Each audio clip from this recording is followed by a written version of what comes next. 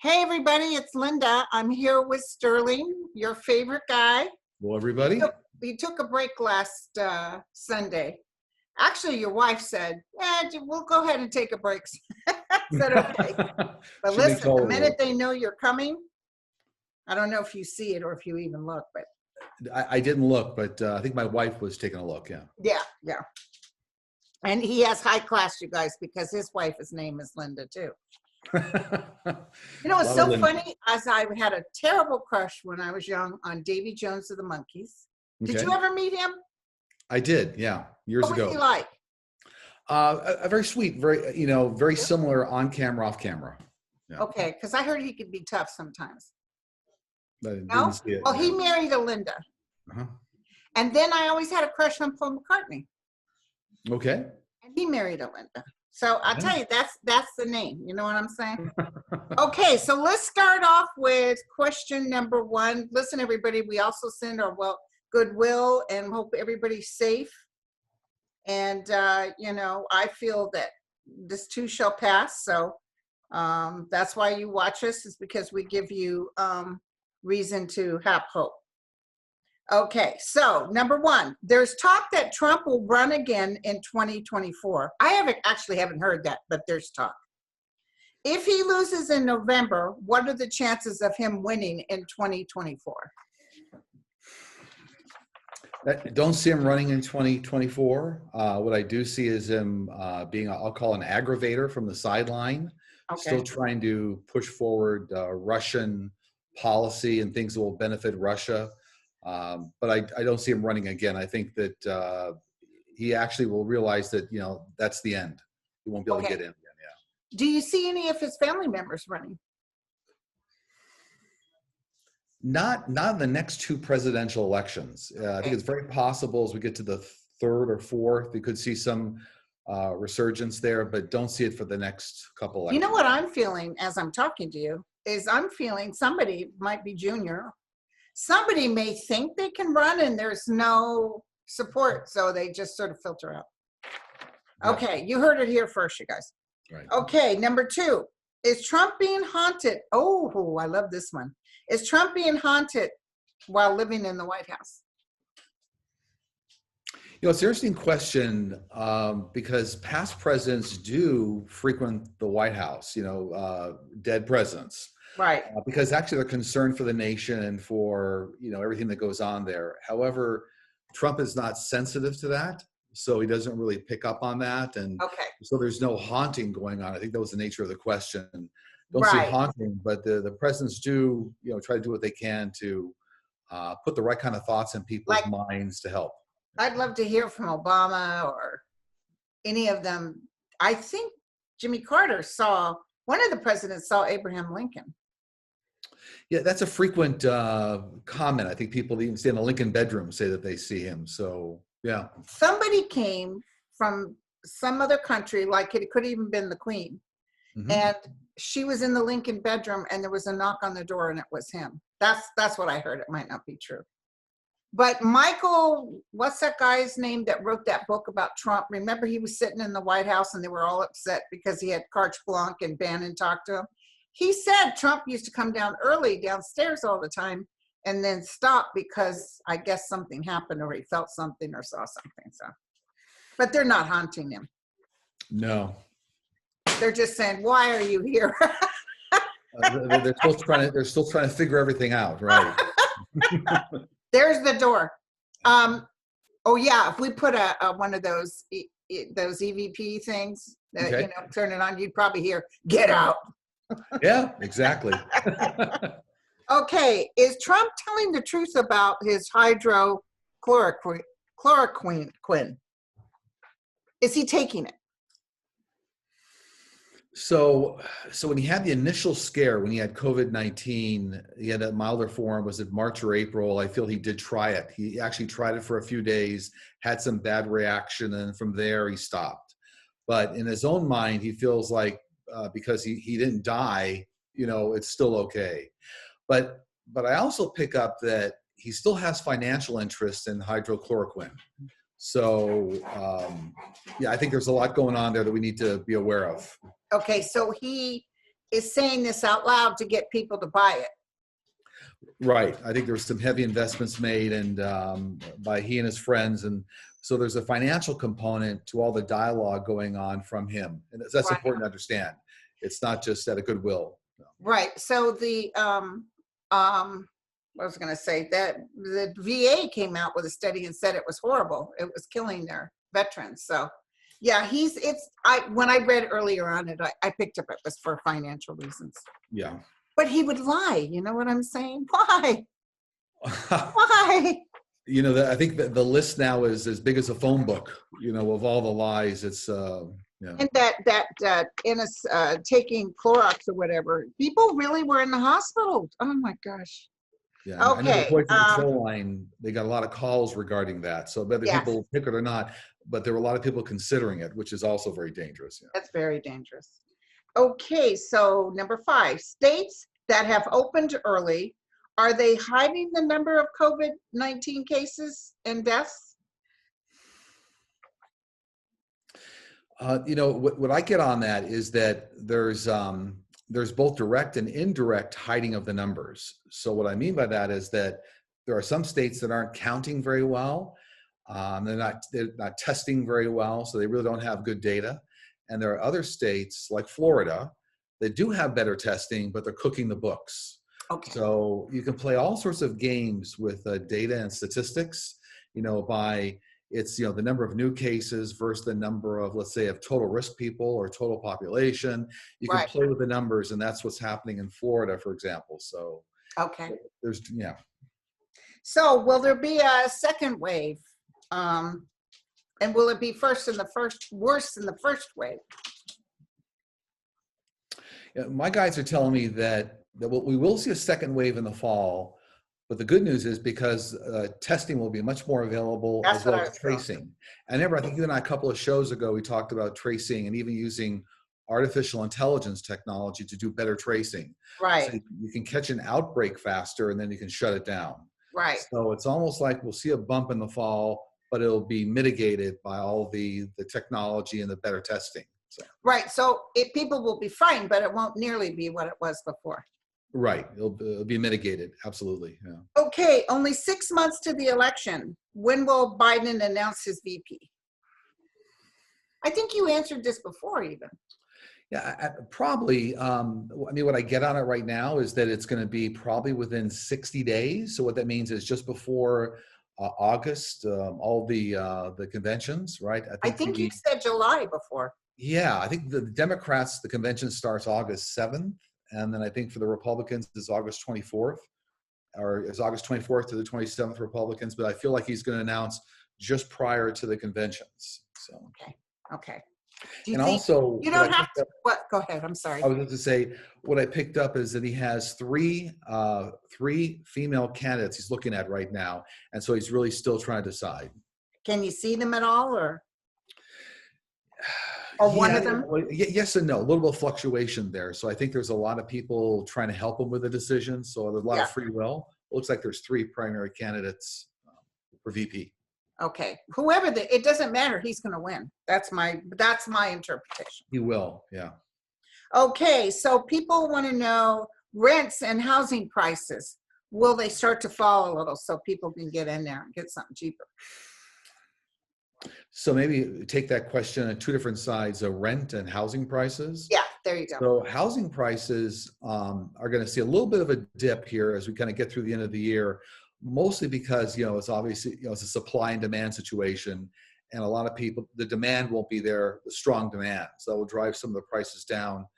Regarding rents and that, I do see some fluctuations in rent and rent control and the government getting involved, because you can't throw, you know, half the population out on the street if they don't have a job. So, and I think the unemployment in California is like 15% now. Yeah. So, I mean, these are very high numbers. So I do see rents being tempered by the fact that there'll be government intervention and extensions of being able to pay, you know, your rent. And then, but housing prices will definitely have it in a dip here. As we get into the first quarter next year, it'll start to recover. Okay. I get the notice, you know, my house went up. Oh, good. But my parents' house that we sold a while ago went down. It's in the East Bay. Okay, so will corporations and the 1% in the United States ever be required to pay their fair share of taxes? Well, certainly not this year, but it looks to me like by the time you get to the third year of the Biden presidency, so that'd be what, 2023, that a lot of the new tax laws, the tax codes will implement it, that will start laying a heavier tax on the 1%. So it's going to take about 2 years to unwind a lot of the things that have been done and to get it legislation developed and then passed. So I see the tax code by the third year of the Biden presidency being modified. Is it also because they really need to dip into this, all the stuff we're going to need to recover? Right. It'll be 2 years just to get everything kind of, right-sided because of what happened. And you'll see a reasonable recovery in the first 24 months of Biden's, presidency, and then they'll get everything else taken care of down the road, like tax code. Okay.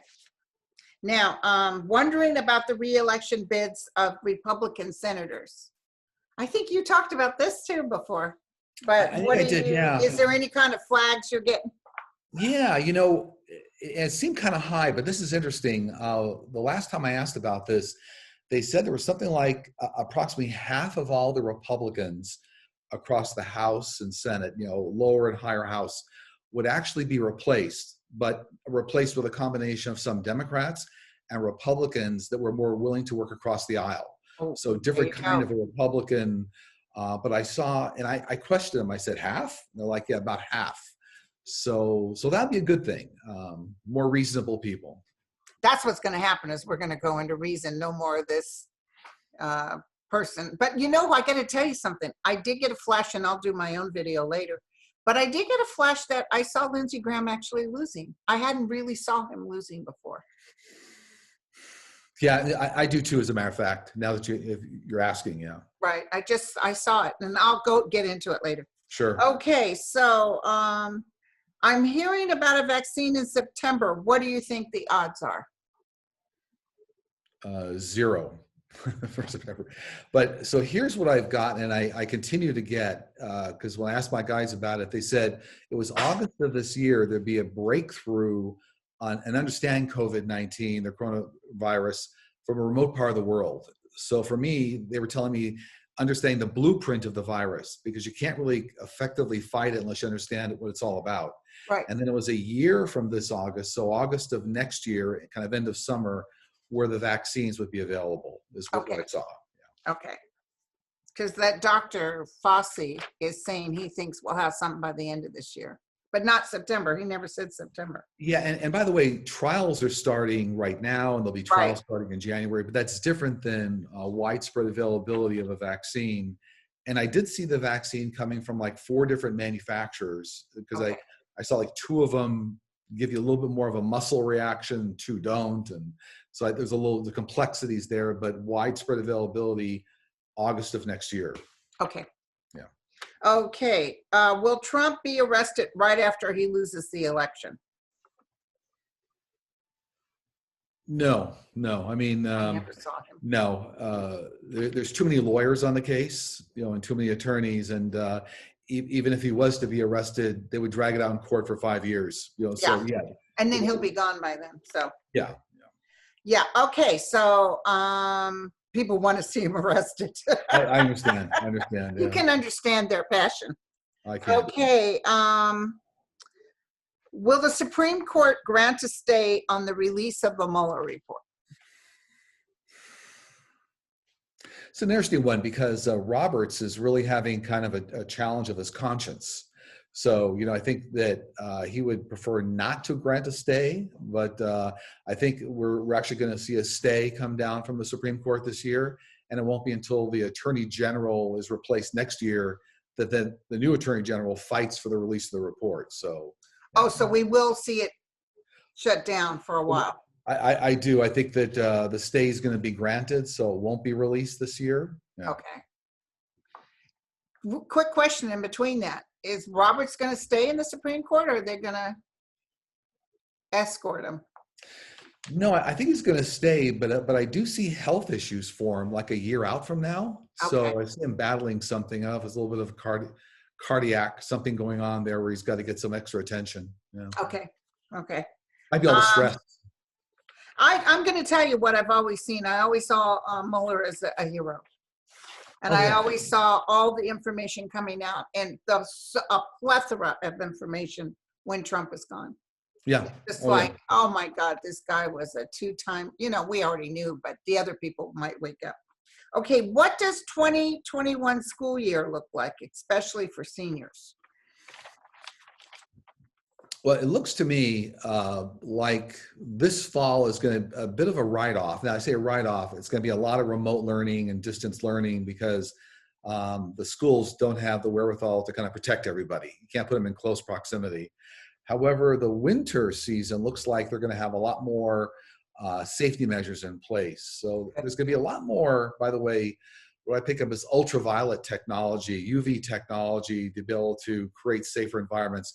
This is very bright flash UV technology that disinfects the entire environment, and you'll see that. So that's going to come into the school system, and so more remote in the fall. These poor kids, can you imagine being in school right now with this drama?